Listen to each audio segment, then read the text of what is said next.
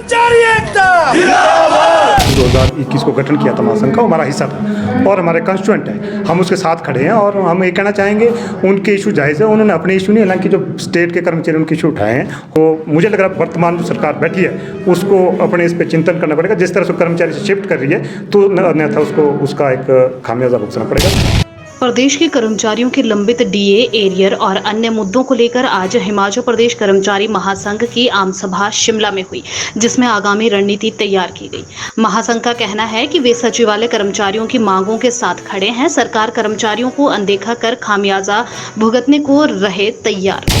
हम साफ साफ कहना चाहेंगे जो सचिवालय के कर्मचारी है वो पहले जो पिछला हमारा 20 में जब 20 जनवरी 2021 को गठन किया था महासंघ का, हमारा हिस्सा था और हमारे कंस्टिट्यूएंट है, हम उसके साथ खड़े हैं और हम ये कहना चाहेंगे उनके इशू जायज़ है। उन्होंने अपने इशू नहीं, हालांकि जो स्टेट के कर्मचारी उनके इशू उठाए हैं, हो सकता है भाषा की शैली में कोई फर्क रहा हो, पर वो मुझे लग रहा है दोनों साइड रहा है, तो सरकार को दखलंदाजी करनी चाहिए, उनसे वार्ता करनी चाहिए, जो डेड लॉक है उसे तोड़ना चाहिए। अभी हम उनके साथ खड़े हैं और जो भी यहाँ कार्य करनी आएगी, जो इलेक्ट होकर के आएगी, वो आगे फैसला लगे कैसे उनके साथ खड़े होना, कैसे उनकी मदद करना है, लेकिन डेफिनेटली उनके साथ खड़े हैं। जो दिए गए हैं, अब मैं अपनी बात में कहूँ, जब हमने एक्शन किया था 10 नोटिस मुझे दिए गए, तो वो कोई बड़ी बात नहीं है, नोटिस का जवाब जाता है, पर उन्होंने कोई ऐसे डेफिमेटरी लैंग्वेज यूज़ नहीं की है।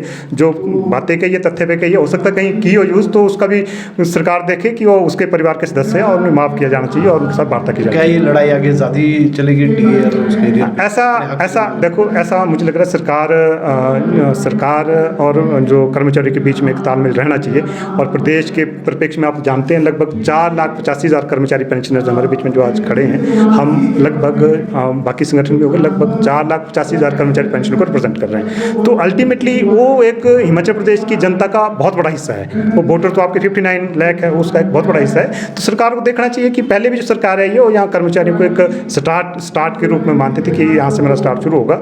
तो मुझे लग रहा है वर्तमान जो सरकार बैठी है उसको अपने इस पर चिंतन करना पड़ेगा। जिस तरह से कर्मचारी से शिफ्ट कर रही है तो अन्यथा उसको उसका एक खामियाजा भुगतना पड़ेगा, क्योंकि कर्मचारी में आज हम देख रहे हैं कर्मचारियों में भारी क्रोश है। उसे कहीं ना कहीं कर्मचारियों से वार्ता करके जितने कर भी मुद्दे हैं उनको रिजॉल्व करना चाहिए।